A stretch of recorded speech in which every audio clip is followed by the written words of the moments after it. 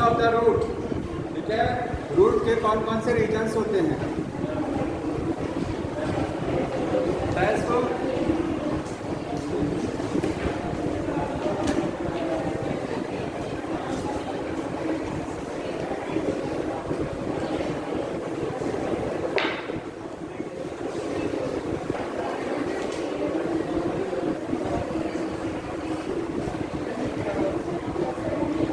देखिए, आपको 3 टाइप्स का मैंने रूट बताया था, टैप रूट, एडवांटेजियस रूट और फाइब्रस रूट। जो फाइब्रस रूट है उसमें थोड़ा सा आपको समझने में दिक्कत हो सकती है, बात नहीं करेंगे इधर, उसको पढ़ने से थोड़ा सा। फाइब्रस रूट जो है मैंने आपको क्लियर कर दिखाया था, दे अराइजेस फ्रॉम द रेडिकल। कहाँ से अराइज होती हैं उसको ध्यान समझ लीजिए, आपका सवाल गलत हो सकता है, ठीक है। आपको टैप रूट क्लियर कर समझ में आता है, टैप रूट कहाँ से अराइज होती है? रेडिकल से। Advantageous root other than radical, radical से राइज नहीं होगा, बाकी किसी पार्ट से राइज हो सकता है, स्टेम से भी राइज हो सकता है, और कहाँ से होगा? लीफ से। समझ में आ रहा है? लेकिन जो फाइब्रस रूट होती हैं, फॉर एग्जांपल कहाँ मिलेगा फाइब्रस रूट? वीट में और राइस में और ग्रासेस में, घास में, ठीक है। तो जो फाइब्रस रूट होती हैं, फाइब्रस रूट कहाँ से राइज होती हैं? Arise from the radical. Arise तो रेडिकल से होती हैं, लेकिन पूरी रेडिकल से नहीं है, ध्यान समझिएगा इसको, क्योंकि रेडिकल जो है शॉर्ट लिव्ड है। रेडिकल कैसा है? शॉर्ट लिव्ड, बहुत ज्यादा ग्रो नहीं करता रेडिकल। तो रेडिकल से रूट अराइज होगा प्राइमरी रूट। इसमें जो भी टैप रूट से आप पढ़ते हैं, तो टैप रूट में एक प्राइमरी रूट होती है, सेकेंडरी और क्या होती है? टर्सरी होती है। तो जो फाइब्रस रूट होती है, fibrous root they arises from the radical. कहाँ से अराइज होती है? रेडिकल से। But radical is very short lived, radical ज्यादा ग्रो नहीं करता है, इसकी वजह से जो प्राइमरी रूट होती है वो ग्रो तो करेगा, थोड़ा सा ग्रो करेगा, ठीक है, बट आफ्टर सम टाइम, थोड़े समय बाद ये प्राइमरी रूट डीजनरेट कर जाता है। तो आपको जो एडल्ट प्लांट में, किसी पौधे में जो आपको रूट दिखाई देगा फाइब्रस रूट, वो रूट कहाँ से अराइज होती हैं? वो सब आपको स्टेम के बेस से अराइज होती है ना, बताया था।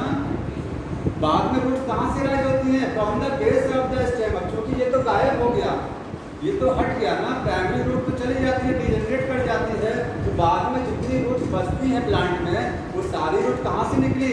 Base of the stem. इसीलिए फाइब्रस रूट किस में आता है? एडवांटेजियस रूट में आता है। आप इसको टैप रूट में नहीं कहेंगे, समझ में आ रहा है? लेकिन क्लियर कट अगर बोलना होगा तो अराइज थोड़ा सा स्टार्टिंग कहाँ से होती है इसकी? रेडिकल से। रेडिकल से अराइज होगा, रेडिकल शॉर्ट लिव्ड रहेगा, प्राइमरी रूट बनेगा, वो कुछ समय बाद डीजनरेट कर जाएगा, इसके बाद बेस ऑफ स्टेम, स्टेम के बेस से रूट निकलेगा, ठीक है।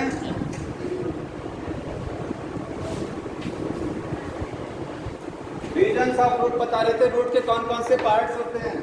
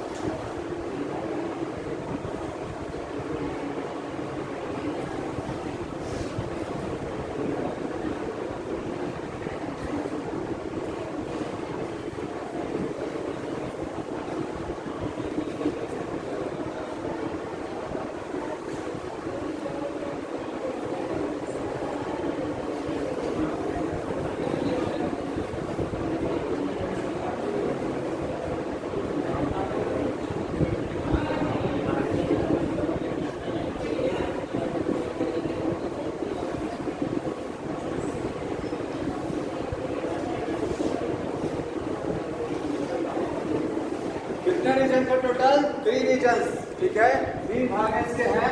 रीजन ऑफ मेरिस्टेमेटिक एक्टिविटी, जो टॉप पार्ट आपको दिखाई दे रहा है रोड का टॉप, ये क्या है? Region of meristematic activity. यहाँ की जो सेल्स होती है वो हमेशा क्या करती हैं? डिवाइड करती रहती हैं, एवरी टाइम डिवाइड करेगा।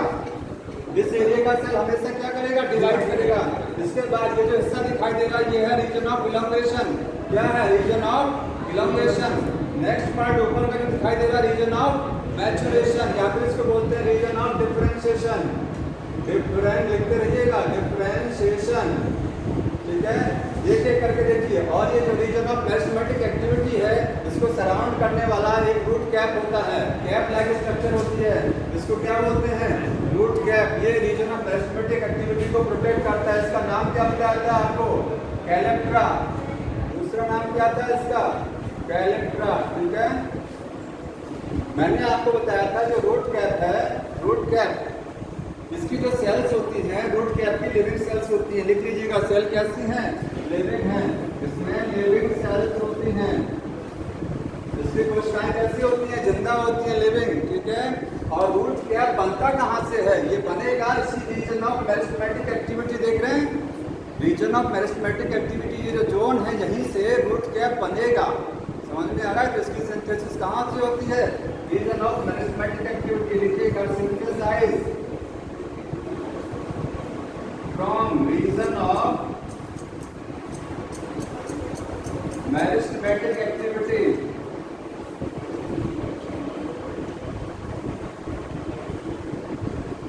क्योंकि आपको बताया था ये रूट कैप है, रूट कैप चूंकि रूट जब डाउनवर्ड पेनिट्रेट करती है सॉइल में, तो रूट कैप थोड़ा सा डैमेज हो जाता है ऊपर से।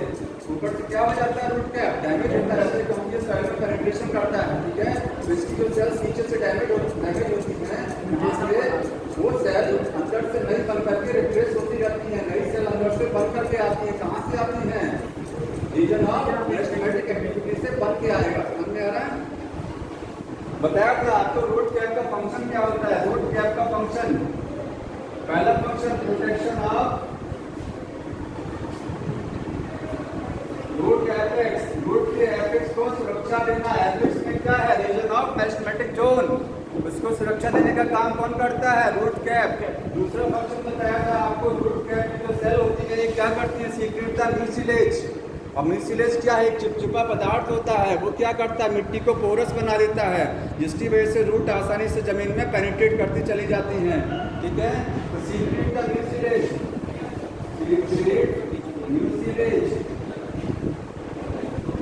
और पेनिट्रेशन इन सॉइल, मिट्टी में आसानी से रूट पेनिट्रेट कर सके, इसके लिए म्यूसिलेज सीक्रेट करता है, जिससे सॉइल पोरस हो जाती है, ठीक है। अगला function, it receive the stimulus of gravity. ये ग्रेविटी के स्टिमुलस को रिसीव करता है कौन, रूट कैप। समझ में आ रहा है, ग्रेविटी के स्टिमुलस को रिसीव करता है क्योंकि इसमें स्टार्च के ग्रेन्स होते हैं, स्टार्च के बने हुए ग्रेन्स होते हैं, ठीक है। यहाँ पर receive the stimulus of gravity,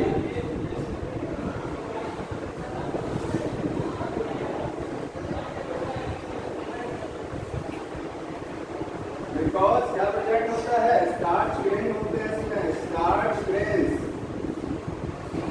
ठीक है। क्योंकि देखिए ये जो टैप रूट होती है, टैप रूट में ये जो मेन रूट होती है, ठीक है, मेन रूट ये हमेशा डाउनवर्ड डायरेक्शन में नीचे जाती है, ये ग्रेविटी की डायरेक्शन में कभी ऐसे नहीं जाएगा।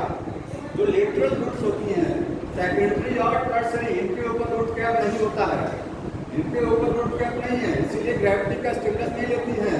मेन रूट के ऊपर क्या है, जो रूट कैप है, इसमें क्या है, स्टार्च के ग्रेन है। मेन रूट जो होती है सीधी हो जाती है, समझ में आ रहा है, क्योंकि इससे साइड में भी तो रूट्स निकलता है, लेटरल रूट्स निकलती है। आप किसी प्लांट में टैप रूट में देखिए, मेन रूट होती है, उसके बाद लेटरल रूट्स, उसके बाद और रूट्स निकलती हैं, प्राइमरी, सेकेंडरी और टर्सरी। तो प्राइमरी में रूट कैप है, सेकेंडरी टर्सरी में रूट कैप नहीं होता है, इसीलिए ग्रेविटी की डायरेक्शन में यही डायरेक्ट जाती हैं, सीधे नीचे जाती हैं। और फंक्शन इसका, तो ये इसका फंक्शन हो गया, ठीक है, रूट कैप का। आपको बताया था रूट कैप कहाँ नहीं होगा, किस प्लांट में रूट कैप नहीं होता है, एब्सेंट किसमें होता है, एक्वाटिक प्लांट में नहीं है। एक्वाटिक प्लांट्स, जो एक्वाटिक प्लांट्स होते हैं उसमें रूट कैप नहीं होता है, समझ में आ रहा है, क्योंकि एक्वाटिक प्लांट वाटर में रहते हैं, कोई इसी पेनिट्रेशन की ज़्यादा जरूरत नहीं है, वाटर में है, फ्लोट कर रहे हैं या सबमर्ज्ड हैं, समझ में आ रहा है। और दूसरा किसमें नहीं होता है, पैरासिटिक प्लांट में नहीं होता है, पैरासिटिक रूट्स में नहीं होता है। जो रूट पैरासिटिक होती हैं, जैसे कस्कुटा, अमरबेल, अमरबेल जो प्लांट है दूसरे प्लांट के ऊपर ग्रो करता है ना, उसमें से रूट निकलती हैं हॉस्टोरियल रूट्स। उन रूट का नाम क्या होता है, हॉस्टोरियल या पैरासिटिक रूट। अब क्योंकि वो न्यूट्रिशन को सक कर रहे हैं, इसमें रूट कैप का कोई काम नहीं है, वो सॉइल में नहीं जा रही है ना। अगर मिट्टी में जाती तो रूट कैप का काम होता है, वहाँ एब्सेंट होती है। और किसमें एब्सेंट होता है? फाइब्रस रूट्स में रूट कैप नहीं होता है। जो फाइब्रस रूट होती है बहुत अंदर तक नहीं जाती है fibrous root. Fibrous root surface में रहती हैं। बीट और राइस की रूट्स क्या होती है? बहुत छोटी रूट्स होती हैं, वहाँ रूट कैप नहीं है। ठीक है। और एक और एग्जाम्पल जो बताया था आपको, ऑर्किड्स। ऑर्किड्स में जो रूट होती है उनका नाम क्या है? ऑर्किड्स में रेस्पिरेटरी, ऑर्किड में सॉरी वेलामेंट टिश्यू प्रेजेंट होता है ना, हाइग्रोस्कोपिक रूट। नाम क्या है उसका? Hygroscopic root. ऑर्किड प्लांट एक ऐसा प्लांट है जो दूसरे प्लांट के ऊपर ग्रो करता है। जैसे मैंगो का प्लांट है, मैंगो के प्लांट की जो साइड ब्रांच होती है उस पर एक प्लांट ग्रो किया रहता है, उसको क्या बोलते हैं? ऑर्किड। देखिए छोटा सा प्लांट रहता है, इसलिए रूट हैंगती है, ये एनवायरमेंट में हैंगती रहती है, इनको बोलते हैं क्या चीज? Hygroscopic root. नाम क्या होता है इसका? Hygroscopic root. ये मॉइस्चर को एब्जॉर्ब करती है, नमी को एनवायरमेंट से लेती है। समझ में आ रहा है? तो हाइग्रोस्कोपिक रूट में भी क्या नहीं होता है? ये नहीं होता है हाइग्रोस्कोपिक रूट। और ये कहाँ मिलती है? ये मिलती है ऑर्किड्स में। ये कुछ जगह है जहाँ पर क्या है? रूट कैप एब्सेंट लिख लीजिएगा, रूट कैप एब्सेंट होता है। यहाँ लिखा हुआ एक बार, absent in the aquatic, parasitic और हाइग्रोस्कोपिक रूट्स। समझ में आ रहा है? इसके बाद ये वाला एरिया समझिए, रीजन ऑफ मेरिस्टेमेटिक एक्टिविटी। अलग से लिखिएगा कहीं, region of meristematic activity, region of meristematic activity. हटा दें इसको।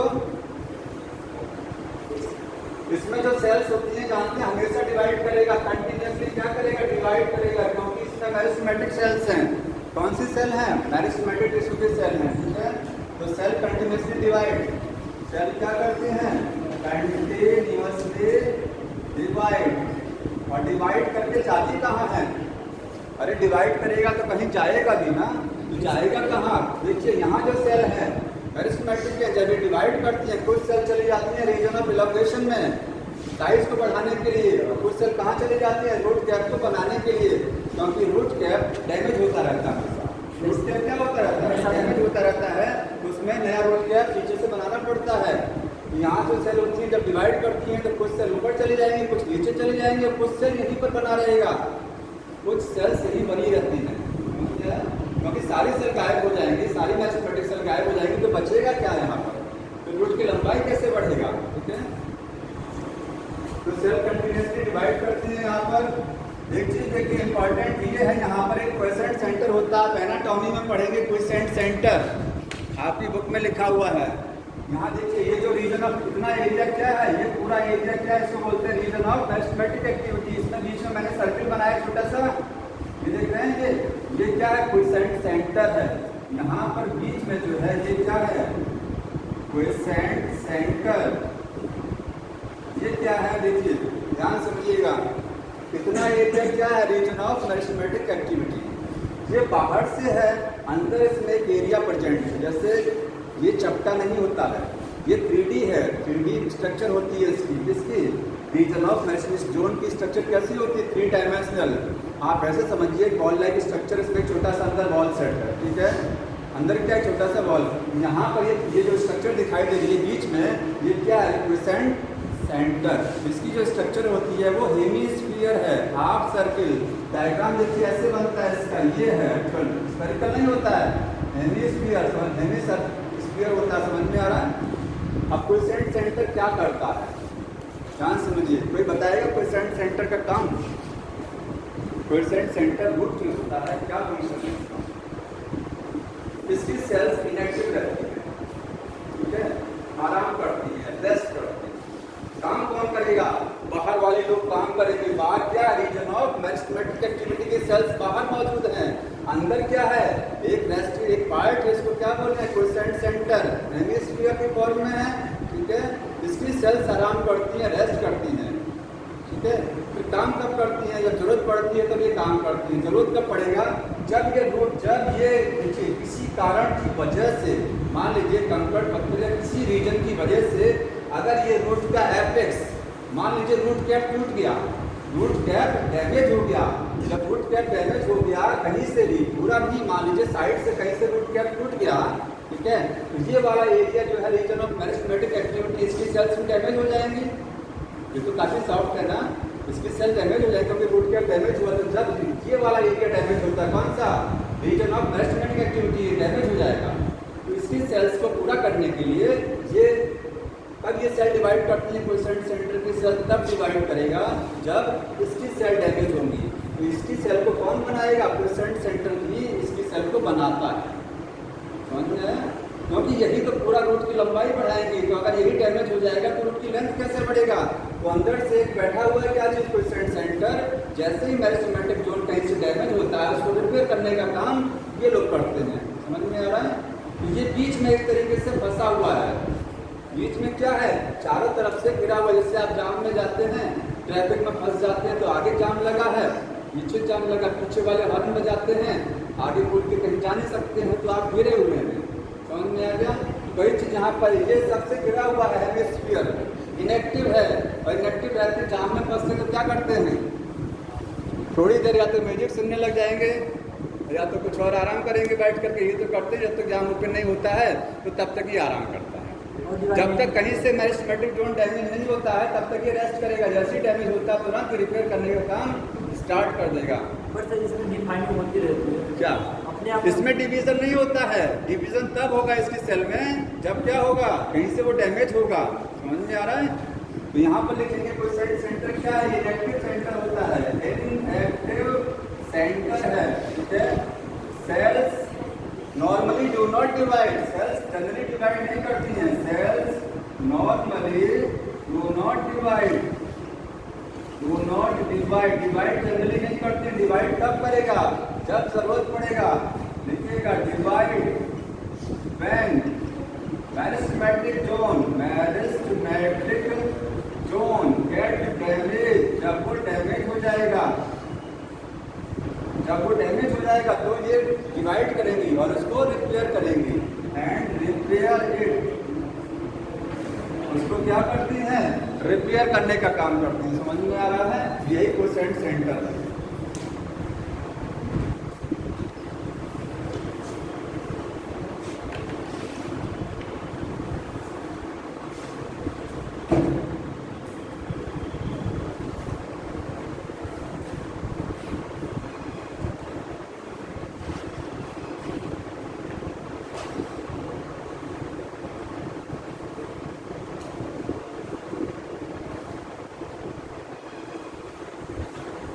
अगर क्वेश्चन आता है कि अगर रूट कैप डैमेज हो गया तो क्या होगा? क्या लंबाई बढ़ेगी रूट की? नहीं, डैमेज होगा तुरंत वो रीजन ऑफ बाहर की जो सेल है, बाहर वाले वो तुरंत रूट कैप की सेल को बनाते रहते हैं अंदर से, समझ में आएगा? तुरंत बनाएंगे। और वो भी कहीं से डैमेज हुआ तो अंदर जो बैठा है वो क्वेसेंट सेंटर को उसको रिपेयर करेगा, समझ में आ रहा है? और पूरा कट हो गया, सबका खत्म हो गया सब, तो प्लांट की तब रूट की हाइट नहीं बढ़ेगी। अगर वो भी चला गया, कौन सा वाला? क्वेसेंट सेंटर, समझ में आ रहा है?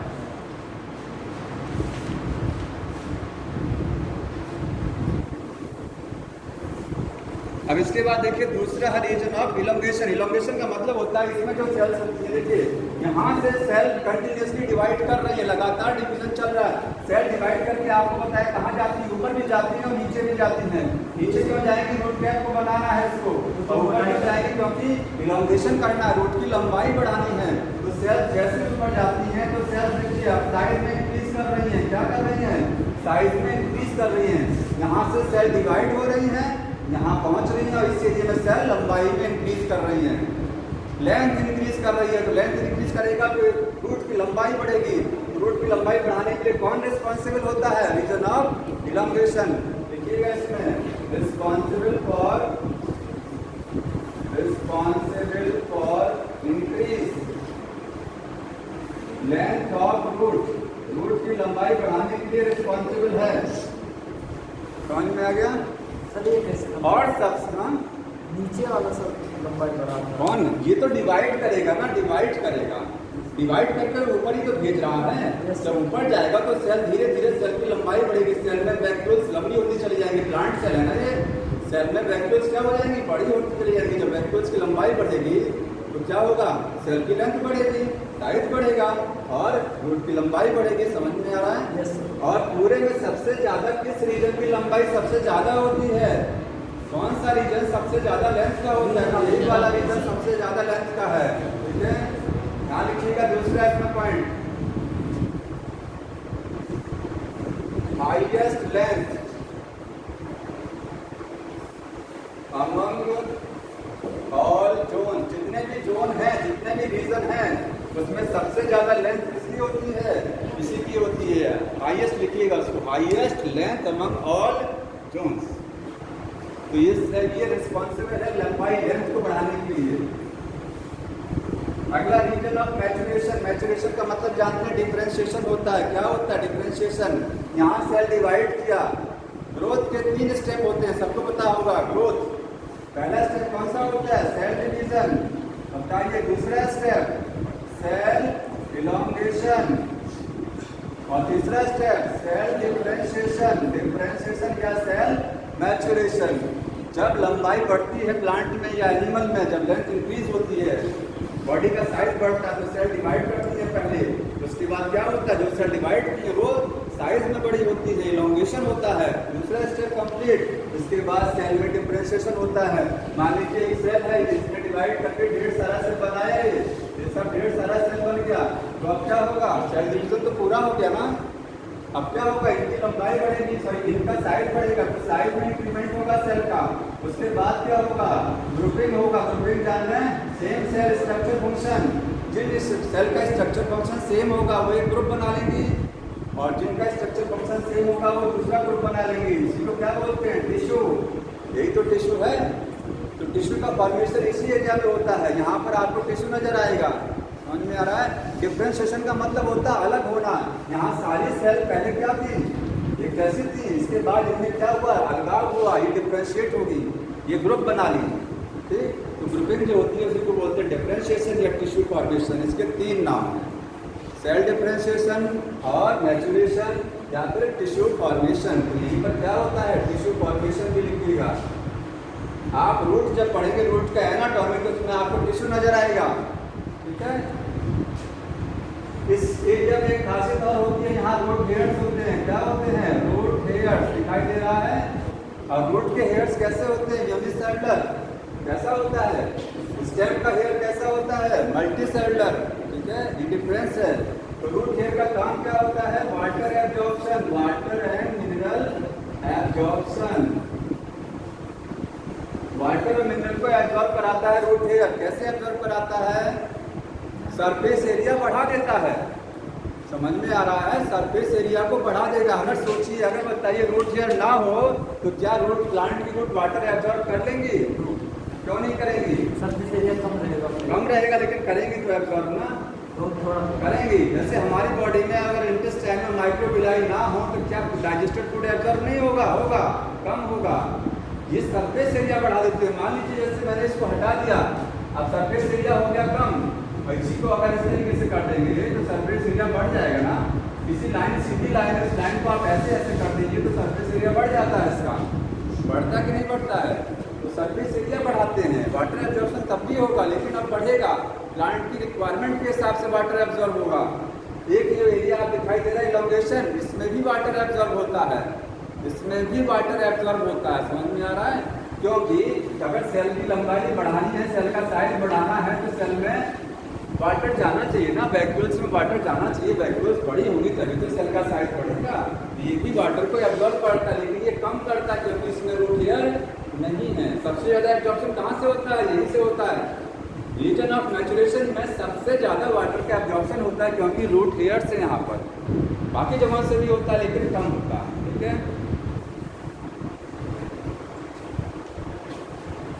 ये रीजन्स ऑफ ग्रोथ हो जाते हैं।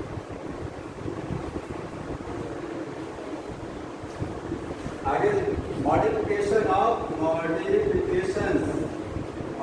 रूट का मॉडिफिकेशन कौन से होते हैं? मॉडिफिकेशन का मतलब जानते हैं क्या है?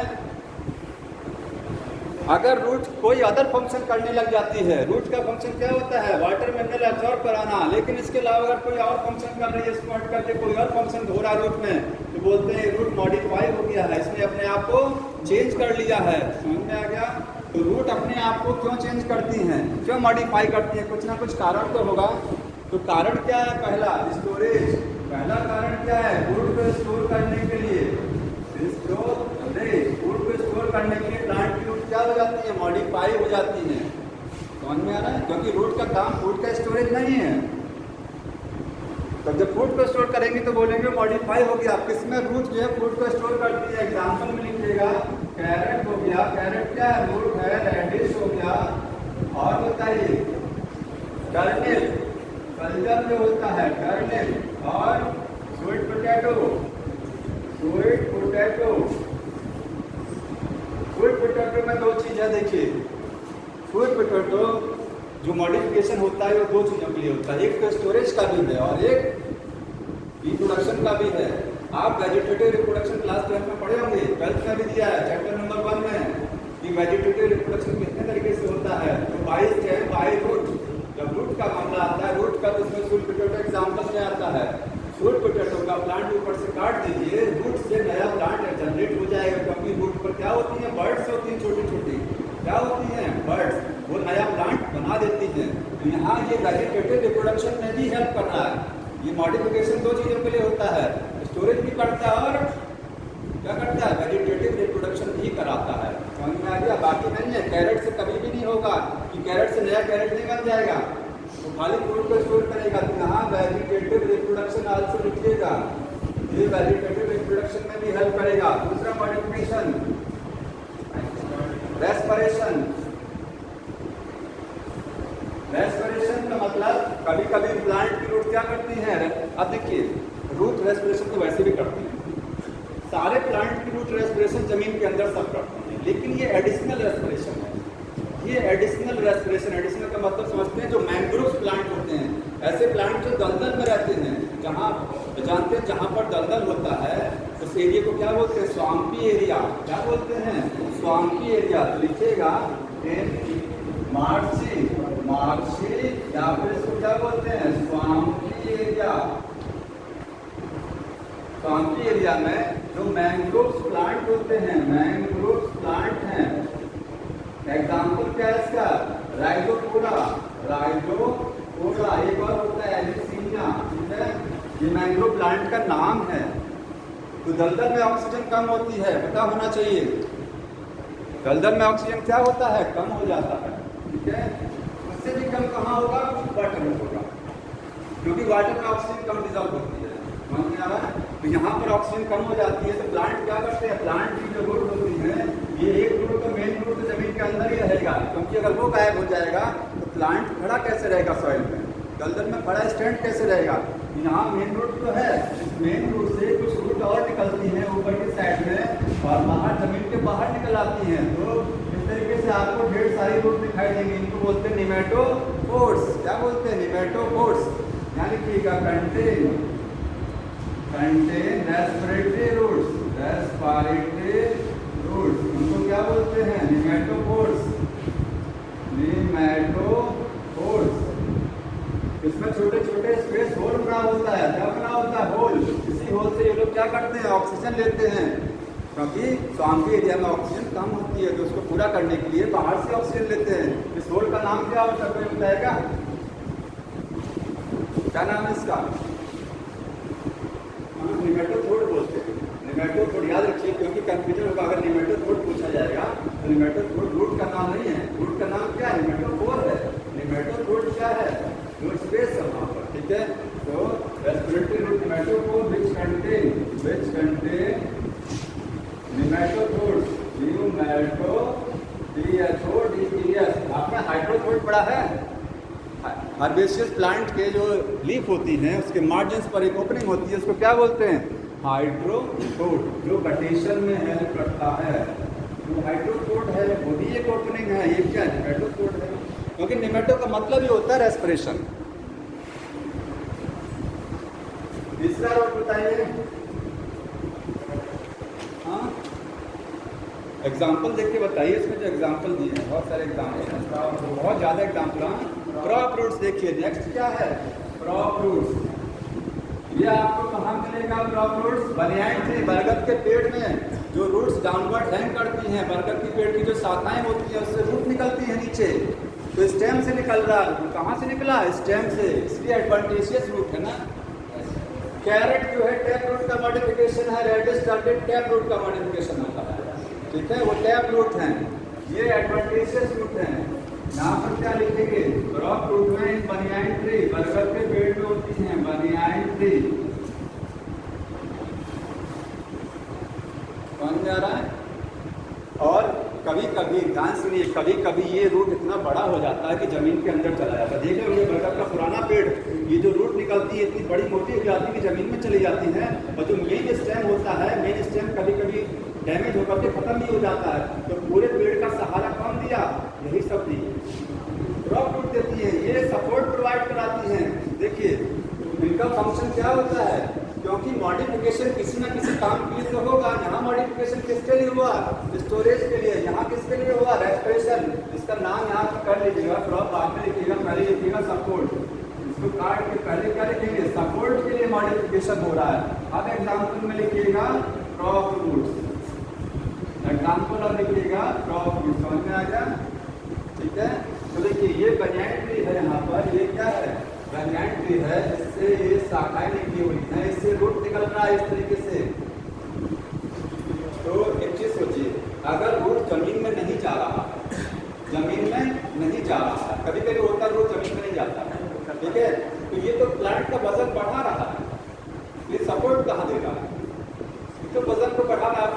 फर्स्ट क्लास जो है हैंग किया हुआ 1.5 साल रूट और वजन बढ़ा दे रहा है, तो सपोर्ट तब देगा जब ये जमीन में जाएंगे, जब ये साइड अर्थ ये जब पेनिट्रेट करेंगी जमीन में, जब ये पेनिट्रेट करेगी तब ये प्लांट को सपोर्ट देगी। क्योंकि मेन स्टेम जब कभी कभी बहुत पुराना हो जाता है तो पूरे प्लांट का भार किस पर आ जाता है, इन्हीं रूट्स पर आ जाता है, क्रॉप रूट्स पर, इसीलिए ये सपोर्ट तब देगा जब ये जमीन में जाएगा। समझ में आ रहा है। अगला रूट है स्ट्रेट रूट, सपोर्ट में एक और एग्जाम्पल देखिए, एक ये हो गया क्रॉप रूट, दूसरा एग्जाम्पल क्या है, स्ट्रेट रूट, दूसरा इसमें टाइप है स्ट्रेट रूट्स। ये भी क्या करते हैं, सपोर्ट प्रोवाइड कराते हैं, ये भी एडवांटेजियस रूट है क्योंकि स्टेम से अराइज होगा, ठीक है। ये किसमें होता है, मेज में और सुपर केस में मिलेगा। देखिए मेज में आपको बताया था कल, मेज में इस तरीके की रूट निकलती हैं, जो सबसे नीचे वाली नोड होती है नोड से अराइज होती है। मेज में जो सबसे लोएस्ट नोड होती है वहाँ से रूट निकलती है, जमीन में चली जाती है, तिरछी रूट होती हैं। समझना कि टेंट लगता है तो टेंट इस तरीके से लगाया जाता है, उसी तरीके से इसकी स्ट्रक्चर होती है, टेंट लगाते हैं ना जमीन पर ऐसे, उसी तरीके से इसकी स्ट्रक्चर देखिए, तिरछी रूट है, ऑब्लिक रूट है। कैसी रूट है, ऑब्लिक का मतलब तिरछा, एक ये स्ट्रेट रूट है, ये भी सपोर्ट सहारा देती है, इसको प्लांट को सहारा दे रही है ना। और कौन सा है मॉडिफिकेशन,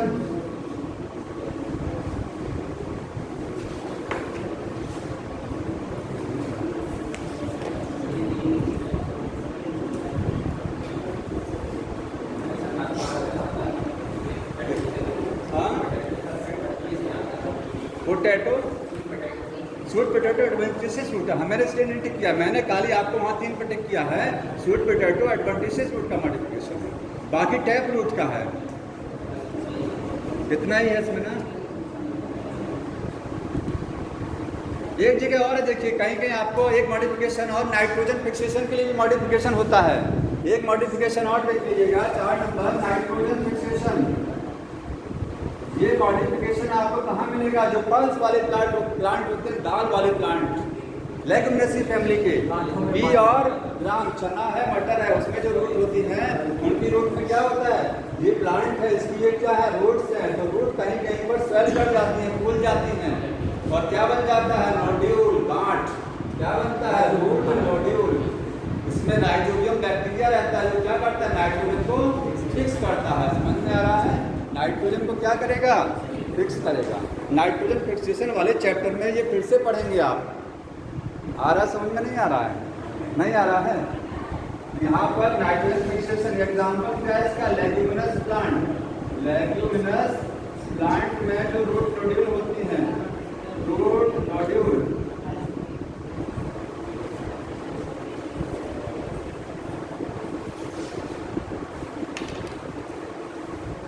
और मॉडिफिकेशन देखिए एनसीईआरटी में दिया, मैं आपको बोल दे रहा हूँ ऐसे ही। और क्या है? और मॉडिफिकेशन है पैरासिटिक जो रूट्स होती हैं, पैरासिटिक रूट कस्कुटा अमरबेल में होती है, ये भी एक मॉडिफिकेशन है रूट का। किसके लिए है? न्यूट्रिशन के लिए। किसके लिए? न्यूट्रिशन। समझ में आ रहा है?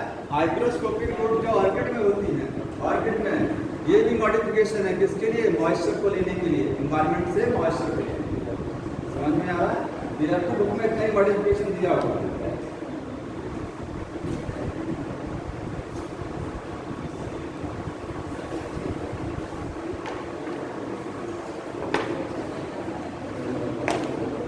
इसके बाद नेक्स्ट देखिए stem.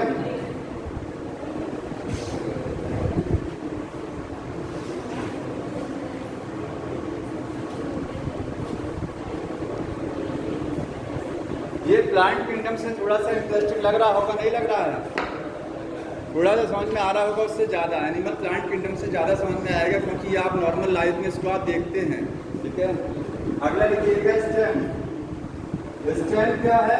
Upper ground part of the plant. लेकिन हमेशा स्टेम अपर ग्राउंड नहीं होता है। जब स्टेम मॉडिफाई होगा तो वो अंडरग्राउंड भी हो सकता है। Generally stem are upper ground. ठीक है, तो जनरली क्या होते हैं? जनरली अपर ग्राउंड है, जमीन के ऊपर होंगे, और जनरली फोटोसिंथेसिस भी कर सकते हैं। हमेशा स्टेम फोटोसिंथेसिस नहीं करता, क्योंकि अगर स्टेम वुडी हो गया है, जैसे स्टेम में अगर छाल आ गया है, बाहर आ गई, तो फोटोसिंथेसिस नहीं करेगा। अब जब स्टेम ग्रीन रहेगा तभी क्या करेगा?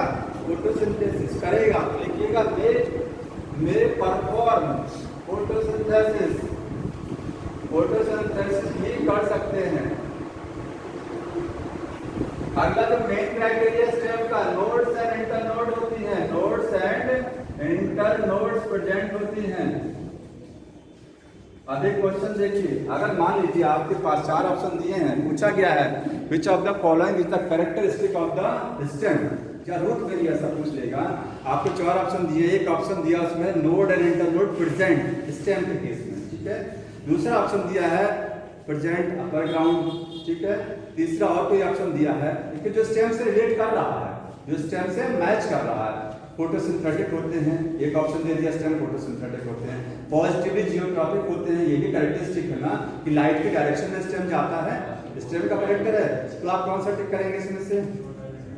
चारों सही है। कौन सा?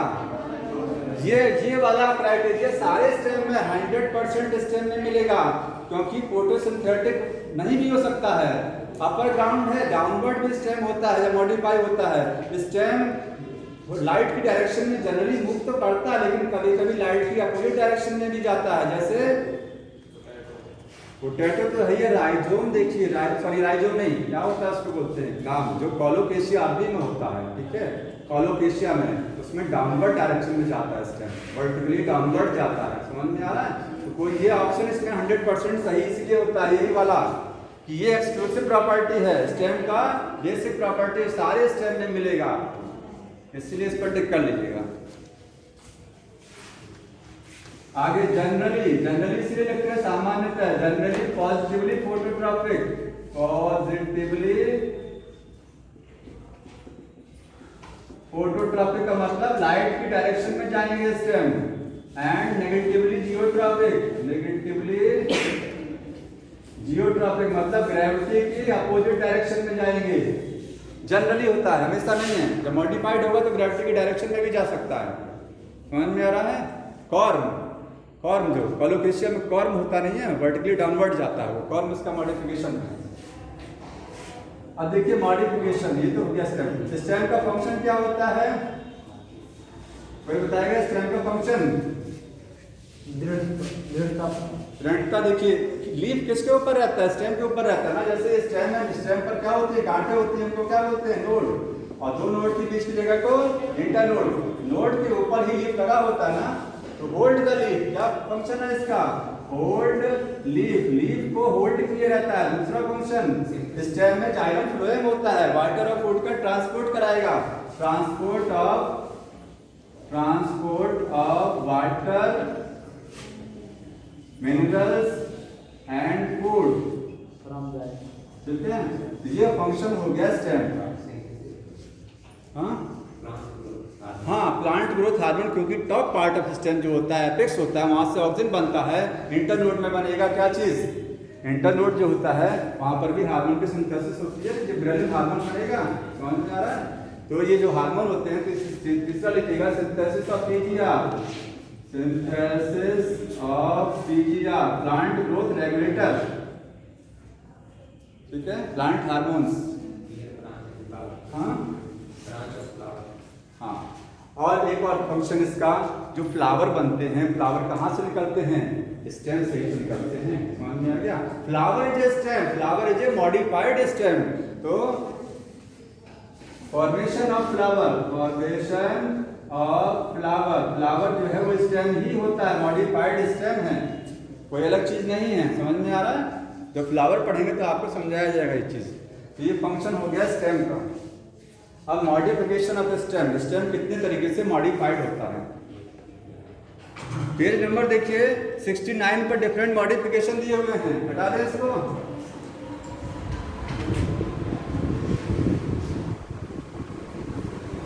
देखिएगा मॉडिफिकेशन,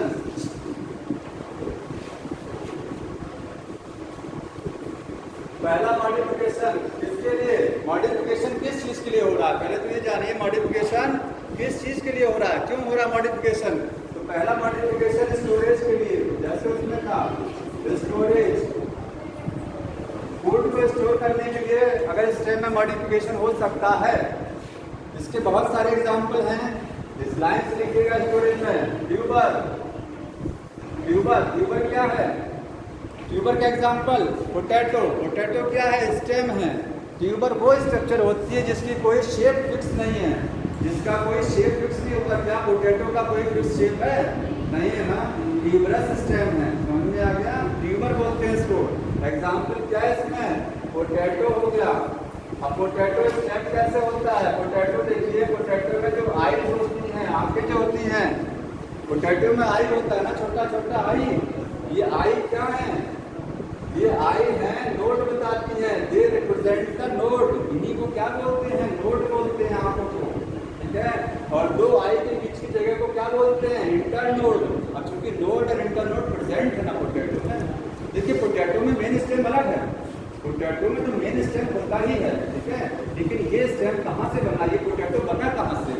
उसी मेन स्टेम से साइड ब्रांच निकला जमीन के अंदर। कभी पोटैटो ऊपर नहीं बनता ना, कहाँ बनेगा? अंडरग्राउंड, जमीन में बनेगा। तो जमीन में जो स्टेम रहेगा उससे साइड ब्रांच निकलेगा, वो भी एक स्टेम है। आगे जाकर के वो फूल जाएगा, समझ में आ गया? स्वेलिंग कर जाएगा, तो स्टेम ही तो है, क्योंकि नोड है और क्या है? इंटरनोड। नया पोटैटो प्लांट कैसे बनता है? यहीं से बनता है, यहीं से क्या बनेगा? लीफ निकलेगा, स्टेम निकलेगा, यहाँ से रूट निकलता है। तो क्या अगर क्वेश्चन बताइए, क्या पोटैटो पर भी जो है एडवांटेजेस रूट्स होती हैं, राइज होती है पोटैटो से? होती हैं।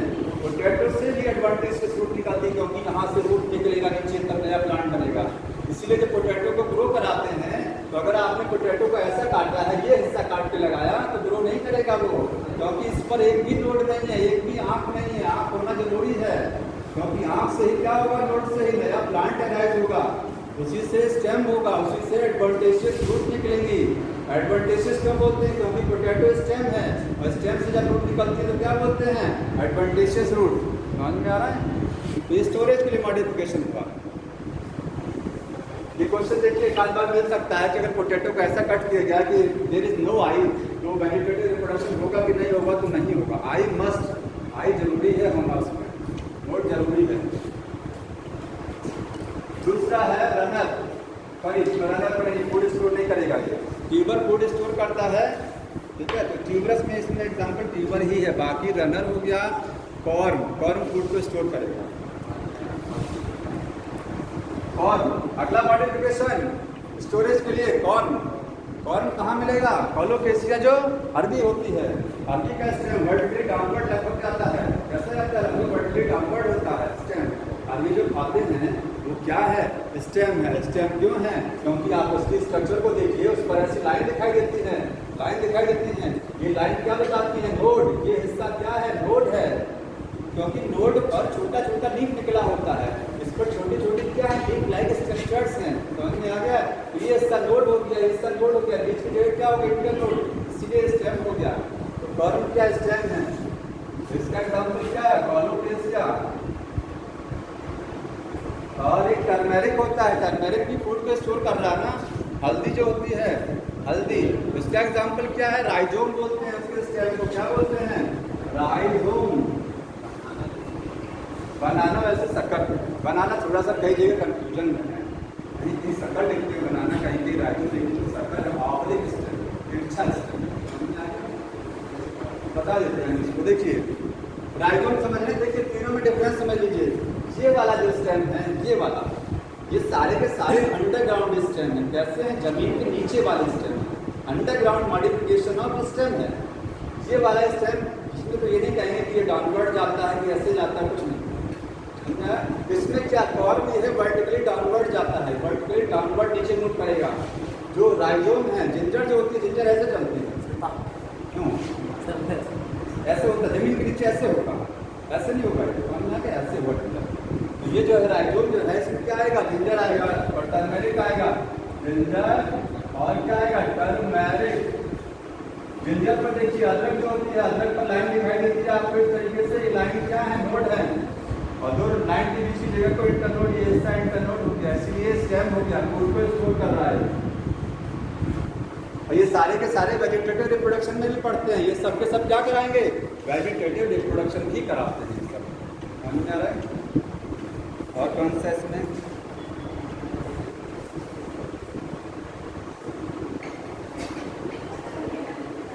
एनसीईआरटी में एक लाइन लिखा हुआ है, देखिए पढ़िए इसमें।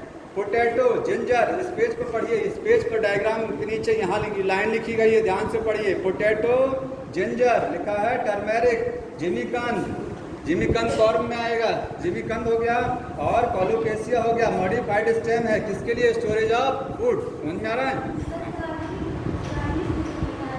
गार्लिक जो है बल्ब है, गार्लिक क्या है? बल्ब है। ऑनियन है, और क्या है? बल्ब लिख लीजिए, वो भी फूड को स्टोर कर रहा है। बल्ब, गार्लिक है और ऑनियन की बल्ब देखा, बल्ब बोलते हैं इसको, बल्ब। गार्लिक हो गया, और क्या हो गया? ऑनियन। जानते हैं स्टेम, एक्चुअली स्टेम, इसमें स्टेम कहाँ पर है? ऑनियन में। ऑनियन में देखिए ये स्टेम है, ये पत्तियाँ होती हैं, लीफ में पूरा ये रूट हो गया, ये स्टेम है इसका, डिस्क लाइक स्टेम। और गार्लिक में स्टेम कहाँ होता है? गार्लिक में स्टेम ये होता है, देखिए ऊपर छोटा सा हार्ड पार्ट जो है इसका स्टेम है। समझ में आ रहा है? एक लाइन लिखा है, मैं लाइन पढ़ा रहा हूँ, देखिए इसमें ध्यान से आगे पढ़िए। देखिए लिखा है, they also act as the organ of perennation to tide over the condition unfavourable for growth. Line समझ में आ रही है? जितने भी ये सब हैं, ये फूड को तो स्टोर करेंगे ही, लेकिन अगर कंडीशन अनफेवरेबल हो गया, इन्वायरमेंट विपरीत हो गया, तो प्लांट को बचाने का भी काम यही करते हैं। समझ में आ रहा? कैसे? मान लीजिए प्लांट जो है, ये जिंजर है, जिंजर, प्लांट का ऊपर का सारा बॉडी हट गया, बचा है खाली जिंजर जमीन के नीचे जो होता है, वो जिंजर ऐसे आप घर पे ले आते हैं ना, जो बड़ा रहता है ऐसे ही, उससे नया प्लांट बन सकता है। अनफेवरेबल इन्वायरमेंट का मतलब, इन्वायरमेंट अगर ऐसा हो गया, इन्वायरमेंट ऐसा हो गया कि प्लांट की पूरी बॉडी खत्म हो गई, प्लांट में ऊपर जो बॉडी है जिंजर की, मेन प्लांट में सब खत्म हो गया, लेकिन फिर भी क्या है, ये पार्ट बचा रहता है। तो ये अनफेवरेबल इन्वायरमेंट से प्लांट को क्या करता है? बचाता है, इससे नया जिंजर बनेगा, बनेगा ना? Yes sir. इसको रखे रहिए, जिंजर बन जाएगा, इससे इसको प्लांट को इसको ग्रो करा देंगे, जिंजर बन जाएगा। फेवरेबल कंडीशन में रखेंगे। हाँ, अगला मॉडिफिकेशन देखिए, सेकंड, फॉर सपोर्ट, इसके लिए, सपोर्ट के लिए, तो सपोर्ट के लिए स्टेम कहाँ मॉडिफाई होता है कि सपोर्ट देता है। इसका एग्जाम्पल है टेंड्रिल। जो टेंड्रिल्स होते हैं, टेंड्रिल्स क्या है? Modification of stem for support. जैसे जानते होंगे टेंड्रिल किस में बनेगा, ध्यान सुनिए, टेंड्रिल लीफ से भी बन सकता है, टेंड्रिल स्टेम से भी बनता है, पत्ती से भी टेंड्रिल स्प्रिंग लाइक स्ट्रक्चर होती है। पंपकिन्स और कुकुम्बर, खीरा, ये सब जो होते हैं, अंगूर, ठीक है, इस सब में क्या है? टेंड्रिल बनता है। समझ में आ रहा? मटर में क्या है? टेंड्रिल बनता है ना। स्प्रिंग क्या करता है? पौधे को सहारा देता है। मान लीजिए इस प्लांट पर एक वीक प्लांट चढ़ना है ऊपर, ये वीक प्लांट, ये पौधा वीक है, इसका स्टेम काफी वीक, इतना वीक है कि ये स्वयं में स्टैंड नहीं कर सकता है। तो इसका स्टेम क्या करेगा? एक टेंड्रिल बनाएगा। इधर देखो जी, इसका स्टेम क्या करेगा? एक स्प्रिंग लाइक स्ट्रक्चर बनाएगा। स्प्रिंग लाइक स्ट्रक्चर के ऊपर लपेट के उसको चढ़ाने में हेल्प करता है। हाँ, कौन सा वाला? हाँ, ये स्टेम का मॉडिफिकेशन है। ये जो ऊपर स्प्रिंग लाइक स्ट्रक्चर बन रहा है, ये स्टेम से निकला है, मेन स्टेम से निकला हुआ है स्प्रिंग। समझ में आया? तो टेंड्रिल है, टेंड्रिल क्या स्प्रिंग लाइक स्ट्रक्चर होती है जो स्टेम से निकलती है, प्लांट को सपोर्ट देती है। कहाँ मिलेगा टेंड्रिल? एग्जाम्पल लिखिएगा, किसमें मिलेगा? ग्रेप्स में टेंड्रिल है। और किसमें है? कुकुम्बर, और किसमें है? पंपकिन्स। लेकिन मटर में जो टेंड्रिल है वो लीफ का मॉडिफिकेशन है। पी में जो टेंड्रिल होता है वो पत्ती से बनता है टेंड्रिल। लीफ आगे जाकर के स्प्रिंग बना देती है। लीफ ये पत्ती है मटर का, ये क्या करेगा? स्प्रिंग बना देगा, वहाँ स्टेम से नहीं बनता है। आप ये जो प्लांट है ग्रेप, अंगूर में क्या होता है? देखिए, ये ग्रेप का प्लांट है मान लीजिए, ठीक है, यहाँ पर इसका साइड ब्रांच हो गया, यहीं से एक तरीके से स्प्रिंग बनेगा, नोड से निकलता है। ये स्टेम हो गया। आप इसको अगर लीफ मानना है, ये लीफ है। लीफ और स्टेम के बीच में जो जगह होती है इसको बोलते हैं एक्सिल, एक्सिलरी पोजीशन। यही एक्सिल से क्या बनेगा? एक स्प्रिंग लाइक स्ट्रक्चर, ये भी स्टेम है। आप इसकी एनाटॉमी देखेंगे तो ये भी स्टेम है। समझ में आ गया? लेकिन ये स्टेम मॉडिफाइड हुआ किसके लिए? सपोर्ट देने के लिए मॉडिफाइड हुआ, अंदर से वो भी स्टेम भी। समझ में? ये सब क्या है जो दिखाई दे रहा है? ये स्टेम का मॉडिफिकेशन है, स्प्रिंग सपोर्ट के लिए। Third number, for protection. Protection देखिए कहाँ है? सुरक्षा देने में। और कहाँ स्टेम सुरक्षा देता है? जो लेमन, ऑरेंज, जो सिट्रस प्लांट होते हैं, खट्टे प्लांट, लेमन है और ऑरेंज है, इसमें क्या होता है? ये स्टेम है लेमन का, और इसके बाद ये पत्ती है, उसकी लीफ है। लीफ और स्टेम के बीच की जगह को बोलते हैं एक्सिलरी पोजीशन। यहाँ से कांटा बनेगा, थॉर्न, इसको क्या बोलेंगे? Thorn, THORN। तो अगर कहा जाए थॉर्न किसका मॉडिफिकेशन है, बोलेंगे स्टेम है। ये क्या है? स्टेम कांटे की तरीके से हो गया। किसके लिए? For protection. समझ में आ गया? अब बताइए, ये कांटा वो भी होता है जो और प्लांट में कांटा होता है, क्या वो स्टेम बेर में होता है? जिजिपस बेर होता है, उसमें नहीं कांटा होता है, वो स्टेम का मॉडिफिकेशन नहीं है। बाकी जो छोटे कांटे होते हैं प्लांट में, वो स्टेम के मॉडिफिकेशन नहीं है, वो एपिडर्मिस से बनते हैं। अगर इस पर छोटा कांटा बना हुआ, ध्यान सुनिए, स्मॉल स्पाइन है, वो एपिडर्मिस का मॉडिफिकेशन है। स्टेम की एपिडर्मिस समझना, बाहरी लेयर, वो जैसे स्टोमेटा का एपिडर्मिस का एपिडर्मिस का मॉडिफिकेशन स्टोमेटा होता है, ठीक है। तो एपिडर्मिस का मतलब बाहरी लेयर होता है, बाहरी लेयर से उभार हुआ बना दिया कांटा। स्टेम की बाहरी लेयर से उभार हो गया, उसमें बना दिया स्पाइन, वो स्टेम नहीं। अब क्या कहेंगे आप कि स्टेम से बन रहा है, स्टेम होना चाहिए ना, बन रहा है स्टेम से, स्टेम की ऊपरी लेयर से बना, लेकिन एनाटॉमी काट के देखेंगे तो आपको स्टेम की तरह एनाटॉमी नहीं नजर आएगा। एनाटॉमी आप नाभिक काट पड़ेंगे कि इसमें जाइलम और फ्लोएम नहीं नजर आएगा आपको। जाइलम फ्लोएम होना चाहिए इसके अंदर जाइलम फ्लोएम नहीं है, इसलिए स्टेम नहीं है। समझ में आ गया? बाकी स्पाइन जो होते हैं वो स्टेम नहीं है। थॉर्न क्या है? स्पाइन हो गया। यहाँ लिखिएगा थॉर्न। किसमें बनेगा थॉर्न? आपको मिलेगा दो जगह, याद रखिए, बुक में एग्जाम्पल दिया होगा। सिट्रस में और बोगनविलिया में। बोगनविलिया में भी बड़ा कांटा होता है साइड में, प्रोटेक्शन देता है। प्रोटेक्शन किससे देता है बताइए? किससे सुरक्षा देता है? कांटों से कांटों की सुरक्षा मिलती है। एनिमल ब्राउजिंग एनिमल्स, ऐसे एनिमल जो पत्तियां खा लेते हैं जाकर के, तो ब्राउजिंग एनिमल्स बोलते हैं। उन एनिमल से सुरक्षा देता है कि कोई जानवर पत्ती ना खा पाए, क्योंकि कांटा बना हुआ है। और ह्यूमन तो बहुत चालाक, वो धीरे से जाएगा ना, वो कांट धीरे से जाए तोड़ लेगा पत्ती, क्या करना।